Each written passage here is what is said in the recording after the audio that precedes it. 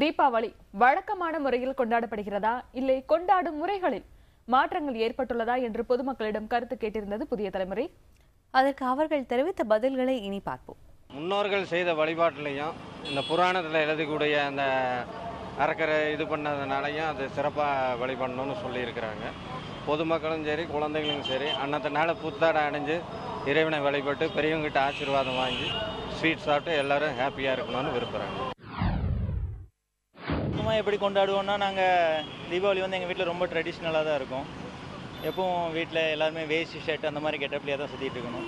வழக்கமாக காலையில் எழுந்திரிச்சு கோயிலுக்கு போவோம், ஆயில் பார்த்து அந்த மாதிரி எடுத்துகிட்டு இருப்போம். காலையில் ஒரு 2-3 மணிக்கு எழுந்திரிச்சு எங்கள் ஏரியா ஃபுல்லாக பட்டாசு வெடிக்கணும்னு எங்களுக்குள்ளே ஒரு கேம் மாதிரி வச்சுக்குவோம், யார் ஃபஸ்ட்டு வெடிக்கிறோம் அப்படின்னு. எல்லா விஷயத்திலும் அமைதின்னு கிடைக்கிது. அப்போ தான் தீபாவளி. அமைதின்றது உடலில் அமைதியாக இருக்கணும், மனசில் அமைதியாக இருக்கணும், வாழ்க்கையில் அமைதியாக இருக்கணும். ஜாலியாக போக போகிறோம் வெளியே, படத்துக்கு போகலான்னு நிறைய ஐடியா இருக்குது. குடும்பத்தோடு எல்லாம் கொண்டாட வேண்டியது.